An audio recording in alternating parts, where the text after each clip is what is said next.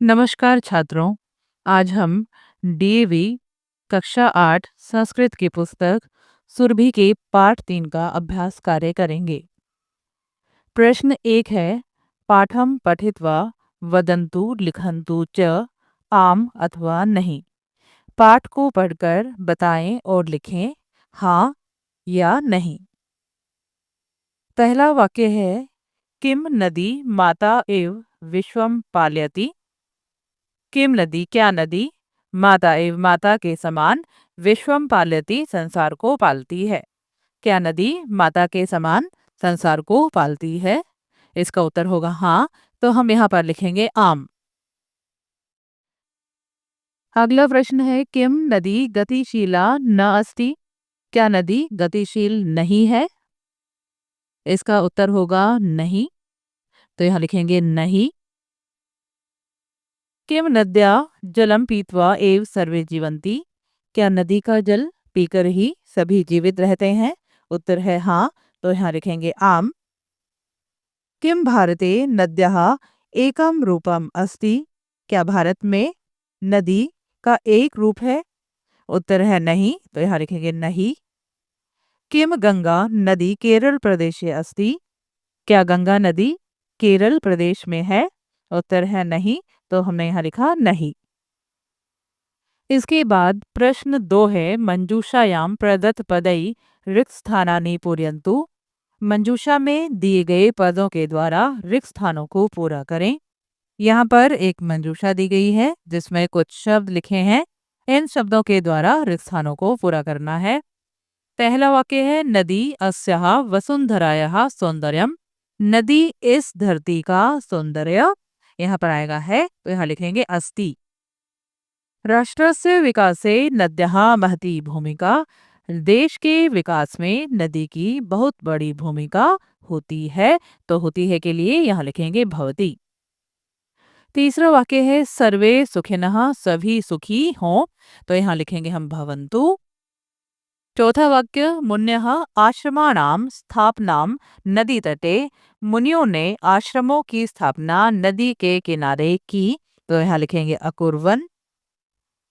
पांचवा वाक्य, भारते नद्यः अनेकानि रूपानि। भारत में नदी के अनेक रूप हैं। तो यहाँ पर लिखेंगे सन्ति। इसके बाद प्रश्न 3 है, मंजूषायाः उचितम अर्थम चित्वा लिखन्तु। मंजूषा से उचित अर्थ को चुनकर लिखें। यहाँ पर मंजूषा दी गई है।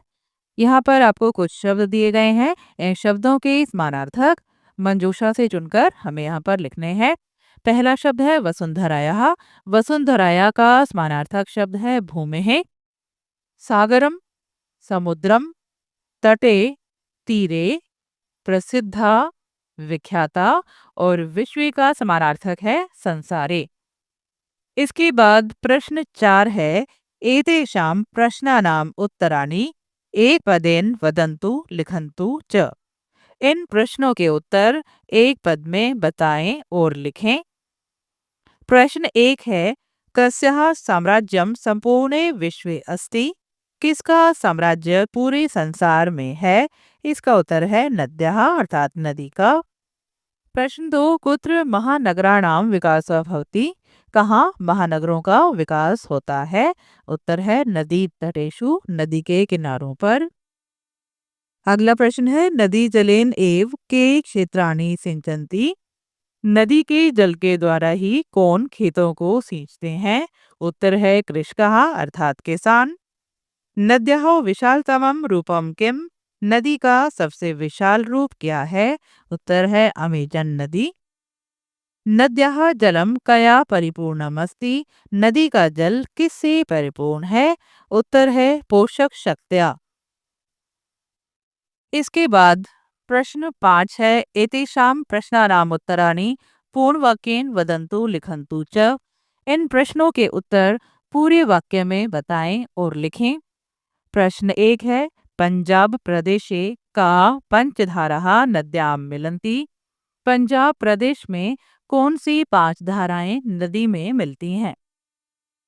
उत्तर है पंजाब प्रदेशे झेलम, चनाब, रावी, व्यास, सतलुज इति पंचधाराः नद्यां मिलन्ति। पंजाब प्रदेश में झेलम, चनाब, रावी, व्यास, सतलुज ये 5 धाराएं नदी में मिलती हैं। प्रश्न 2 है, स्वामी श्रद्धानंद महोदयेन नद्यः तटे किम स्थापितम? स्वामी श्रद्धानंद महोदय के द्वारा नदी के किनारे क्या स्थापित किया गया? उत्तर है, स्वामी श्रद्धानंद महोदयेन नद्यः तटे गुरुकुल कांगड़ी विश्वविद्यालय स्थापितम। स्वामी श्रद्धानंद महोदय के द्वारा नदी के किनारे पर गुरुकुल कांगड़ी विश्वविद्यालय स्थापित किया गया। प्रश्न 3 है, जनः नद्यः जले किम क्षिपन्ति?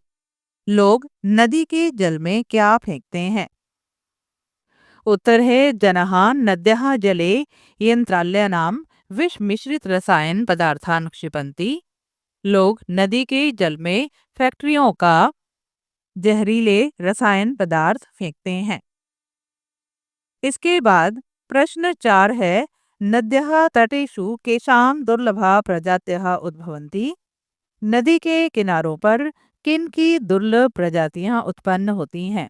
उत्तर है, नद्यः तटेषु वृक्षाणां पादपानां वनौषधीनां च दुर्लभा प्रजातयः उद्भवन्ति। नदी के किनारों पर पेड़ों की, पौधों की और वनीय औषधियों की दुर्लभ प्रजातियां उत्पन्न होती हैं। प्रश्न 5, नद्यः ध्येय वाक्यम किमस्ति? नदी का ध्येय वाक्य क्या है? नद्यः ध्येय वाक्यम अस्ति सर्वे भवन्तु सुखिनः सर्वे सन्तु निरामयः। नदी का ध्येय वाक्य है सभी सुखी हों, सभी निरोगी हों।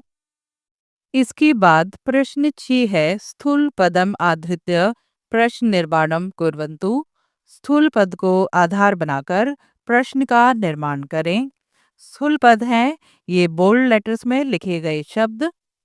यहाँ पर पहला वाक्य है, गतिः एव मम स्वभावः मम संदेशः च अस्ति। गति ही मेरा स्वभाव और मेरा संदेश है। यहाँ पर स्थूल पद है गति ही। गति के स्थान पर हम एक प्रश्नवाचक शब्द का प्रयोग करेंगे और प्रश्न बनाएंगे। तो यहाँ पर इस वाक्य के लिए प्रश्न होना चाहिए, क्या मेरा स्वभाव और संदेश है? तो यहाँ पर हम गति ही के स्थान पर प्रयोग करेंगे का शब्द का एव मम स्वभावः मम संदेशः च अस्ति और अंत में हम प्रश्नवाचक चिन्ह लगाएंगे। इसके बाद दूसरा वाक्य है, राष्ट्रस्य विकासे मम महती भूमिका भवति। देश के विकास में मेरी बहुत बड़ी भूमिका होती है। यहाँ पर स्थूल पद है राष्ट्रस्य। राष्ट्रस्य शब्द के स्थान पर हम प्रयोग करेंगे कस्य प्रश्नवाचक शब्द का। तो यहाँ पर प्रश्न बनेगा, कस्य विकासे मम महती भूमिका भवति और अंत में हमें प्रश्नवाचक चिन्ह लगाना है। इसके बाद तीसरा वाक्य है, मम तटेषु ऋषयः तपस्याम कुर्वन्ति। मेरे किनारों पर ऋषि तपस्या करते हैं। यहाँ पर स्थूल पद है ऋषयः। ऋषय के स्थान पर हम प्रयोग करेंगे के प्रश्नवाचक शब्द का। प्रश्न बनेगा, मम तटेषु के तपस्याम कुर्वन्ति और अंत में हमें प्रश्नवाचक चिन्ह जरूर लगाना है, इसे लगाना नहीं भूलना। इसके बाद चौथा वाक्य है, प्राणी जीवनाय विशुद्धम पर्यावरणम आवश्यकम अस्ति।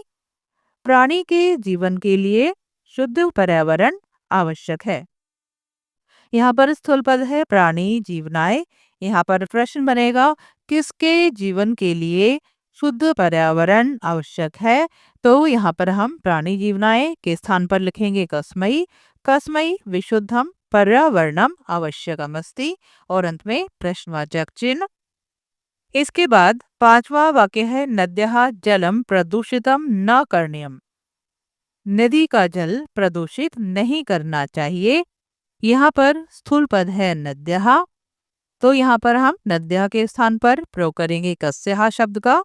प्रश्न बनेगा, कस्यः जलम प्रदूषितम न करणीयम और अंत में हम लगाएंगे प्रश्नवाचक चिन्ह। तो छात्रों, ये था आपके पाठ 3 का अभ्यास कार्य। आशा करती हूँ आप सभी को अच्छी प्रकार से समझ में आया होगा। वीडियो देखने के लिए आप सबका धन्यवाद। मिलते हैं अगले वीडियो में, तब तक के लिए आप सभी को नमस्कार।